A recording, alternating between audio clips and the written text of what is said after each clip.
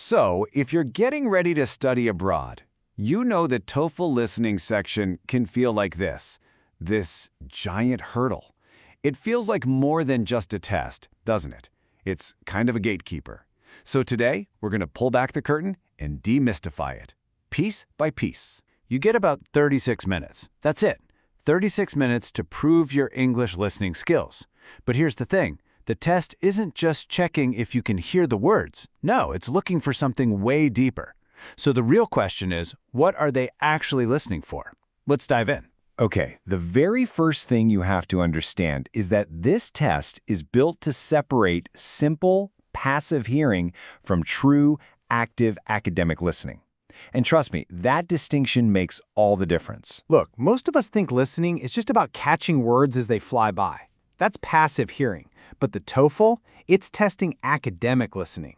That means you've got to understand the real meaning, you have to pick up on the speaker's attitude, and you have to see how all the ideas are connected. The great news is, that's a skill, and you can totally build it. So how does the test actually go about measuring a skill like that? Well, it all starts with the structure. Let's get into the nuts and bolts of what you're going to see on test day. The number to remember here is 36. The whole listening section, it's over and done in about 36 minutes. And that's not a lot of time, right? It means that every lecture, every conversation, every single minute is packed with purpose. Here's the breakdown of that time. You'll hear two kinds of audio. First up, 3 academic lectures. These are a bit longer, maybe 3 to 5 minutes each, and you'll get 6 questions on each one. Then they'll switch to 2 shorter conversations, about 3 minutes long, with 5 questions each.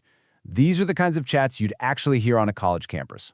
And this mix is totally intentional. It's testing if you can shift gears from a formal lecture to a more casual, real-world talk. But look, those lectures and conversations, they're really just the delivery method. What the test is actually doing is targeting 3 core skills that go way beyond just basic understanding. It all starts with the foundation, basic comprehension. You know, just getting the facts right.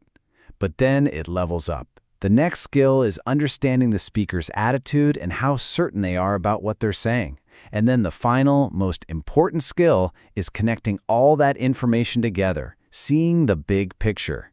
If you can master this 3-step process, you've pretty much cracked the code of the test. So how exactly do they test you on those 3 skills?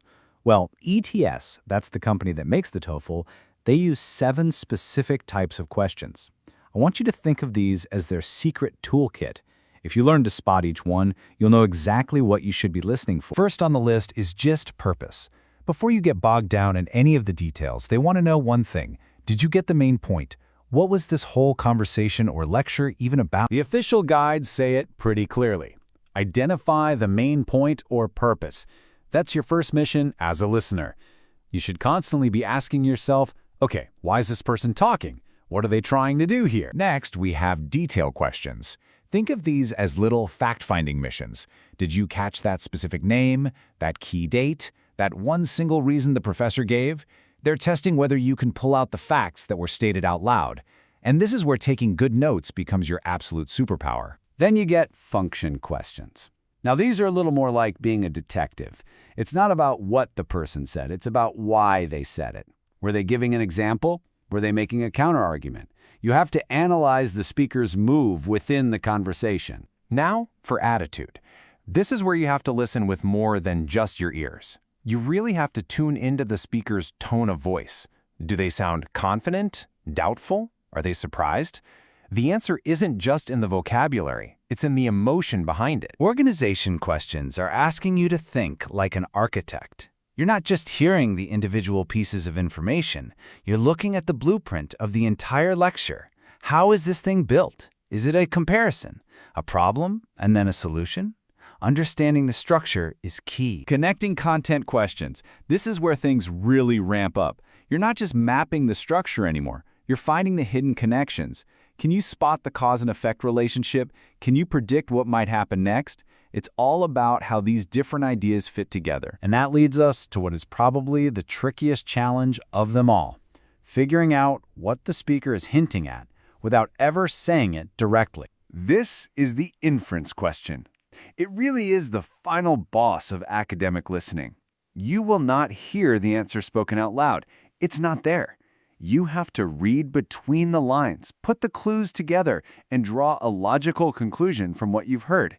It's all about what was left unsaid. Okay, so that's the what and the why.